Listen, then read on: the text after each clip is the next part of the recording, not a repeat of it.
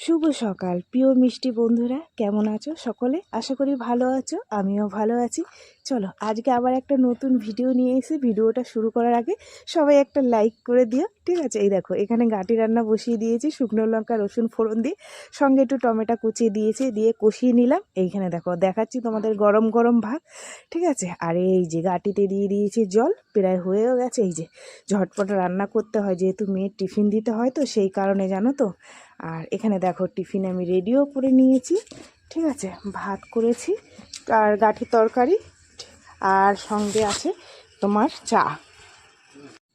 মেয়ের টিফিন দেখিয়ে দিলাম। আর এখানে করে নিয়েছি লিকার চা বিস্কুট, তোমাদের দাদাভাইয়ের এমনি খাবো, যেহেতু তোমাদের দাদাভাই কাজে বেরোবে। এই যে তোমাদের দেখিয়ে দিলাম, ঠিক আছে? চা করেছি তোমাদের দাদাভাইকে, এই যে বিস্কুট দিয়ে দিলাম। দেখো না, ঘুম দিয়ে উঠেছে, চোখ মুখ ফুলে গেছে। আর জানোই তো সকালবেলায় ঘুম দিয়ে উঠলে মানুষের চোখ মুখের কী অবস্থা হয়, ঠিক আছে? এই যে দেখো আমিও বসে পড়লাম যে দুজনে একসাথে খেয়ে নিই, নাইলে এরপরে আমার একা একা আর খেতে ইচ্ছা করে না। তবুও আমি খাই, যেহেতু চাখোর হয়ে গেছি, চা না হলে আমার ভাল লাগে না। কিন্তু তোমাদের দাদাভাই থাকলে দুজনে একটু গল্প করি আর চা খাই। আর শীতকালে আদা দিয়ে গরম গরম চা কার না ভালো লাগে। যাই হোক, মেয়ের টিফিন গুছিয়ে দিয়ে এখানে নিয়ে নিচ্ছে আর মাছ। আর মাছটা এত ভালো ছিল, কিন্তু দুঃখের বিষয় দাদার বটিটা ছিল না ভালো। দাদা এমনভাবে কেটেছে, মাছগুলো একদম থেবড়ে থুবড়ে গেছে। যাই হোক, আর কিছু করার নেই, দাদা তো চেষ্টা করেছিল কিন্তু হয়নি। এখানে দেখো আমি মনে হয় তেল গরম করতে পারিনি, তার আগেই মাছ দিয়ে দিয়েছি। আজ কদিন ধরে এরকম হচ্ছে, কি জানি মাথায় কি কাজ করে না না কি। যাই হোক, এখানে 3 পিস নিয়ে নিয়েছি, 2 পিস মানে মেয়ে তো রাত্রে আসবে, ওকে আবার রাত্রে গরম গরম করে দেবো। তো তোমাদের দাদাভাই 1 পিস, ছোটো মেয়ে 1 পিস, আমি 1 পিস, ঠিক আছে? বেশি করলে আবার দরকার কি, রাত্রিবেলায় মেখে গরম গরম করে দেবো। মশলাপাতি সব কষিয়ে, আদা রসুন টসুন, জানো তো আর মাছে একটু ভালো মশলা দিয়ে মানে আদা রসুন বাটা টাটা দিয়ে করতে হয়। তো সুন্দর করে রসিয়ে কষিয়ে নিয়ে এই যে দেখো মাছ একদম কমপ্লিট। টমেটো দিয়ে একটু ঝাল করে নিলাম, ভীষণ টেস্টি লেগেছিল জানো তো। যাই হোক, আজ বৃহস্পতিবার, সমস্ত কাজ বাজ গুছিয়ে আমি স্নান করে নিয়েছি, ঘর মুছে নিয়েছি, তোমাদের সাথে শেয়ার করিনি। গেছিলাম দুব্বা আনতে, আর এই যে ফুল বেলপাতা যা যা আছে সব।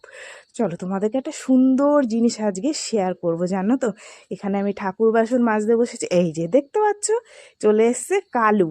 এত মানে ভালোবাসে আমাকে, কি বলবো, আমাকে বাসনই মাজতে দিচ্ছে না।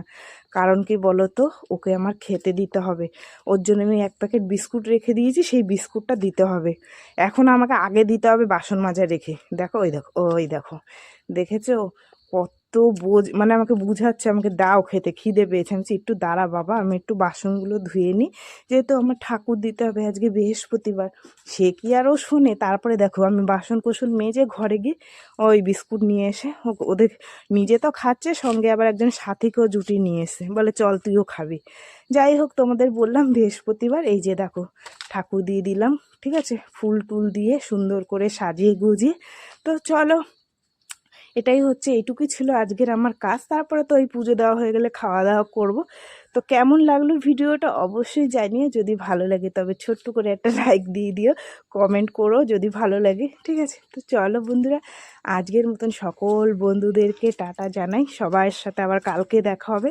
আর বৃহস্পতিবার দিনটা আমার অনেকটা মানে টাইম কেটে যায় পুজো দিতে। আমি তো তোমাদের ছোট্টখাট্টো করে শর্টের মধ্যে দেখালাম, ঠিক আছে? ঘর মুছতে হয়, তারপরে বাসন কোসন ভালো করে মাজা ধোয়া সেগুলো